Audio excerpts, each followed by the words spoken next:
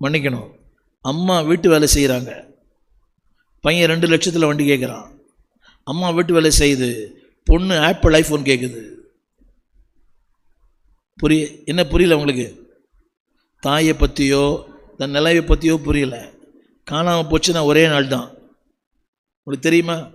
ஒரு பையனோட 2 லட்சம் வண்டி காணாமல் போயிடுச்சு சமீபத்தில். அவன் வீட்டு வாசலில் போலீஸ்காரன் கேட்குறான், குடிசை வீட்டுக்குள்ளே இருக்கிற உனக்கு 2 லட்சம் வண்டி எப்படி வந்துச்சுன்னு கேட்டான். புரியுதா?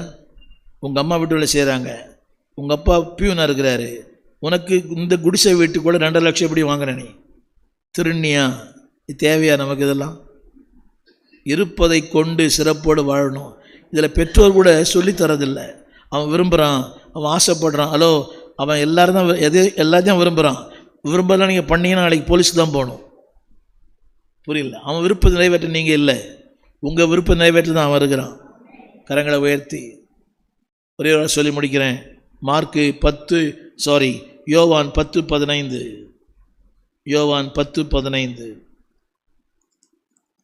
யோவான் 10:15 அந்த வார்த்தை படிக்கிறேன். ஆடுகளுக்காக என் ஜீவனையும் கொடுக்கிறேன். ஹலோ, அதை அயில் பண்ணுறீங்களா? ஆடுகளுக்காக. ஹலோ, இது நல்ல ஆடா? இது கீழ்ப்படுகிற ஆடான்னு கேட்டேன். கீழ்ப்படுகிற ஆடா? கீழ்ப்படியாத ஆடு, முரட்டு ஆடு, குத்துற ஆடு, எட்டி உதைக்கிற ஆடு. புரியவே இல்லை. அந்த ஆட்டுக்காக ஜீவனை கொடுக்குறாராம். எனக்கு கவனிக்கல. பால் தராது, உடுத்தி கொடுக்க தோலும் தராது, அந்த ஆட்டினால் எந்த நன்மையும் இல்லை. ஆனால் அந்த ஆட்டுக்காக ஜீவனை கொடுக்குறாராம். தமிழ் புரியலையா? பால் கொடுத்தா பரவாயில்லை, அந்த தோல் பயன்பட்டால் பரவாயில்லை, அது எதுக்காக பயன்படணும் அந்த ஆடு? ஆனால் இந்த ஆடு எதுக்குமே. ஆனால் என்ன சொல்கிறார் அவர்? கரங்களை உயர்த்தி இந்த ஆடு எதுக்குமே. ஒரு சின்ன ஜோம் பண்ணுவோம். ஆண்டவரே, ஒரே ஒரு வசலை முடிக்கிறேன். ரைட், இது எல்லாமே எனக்காக.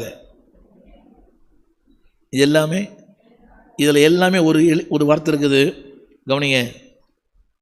ஆத்தும தாகம் அதில் போடுவாங்க.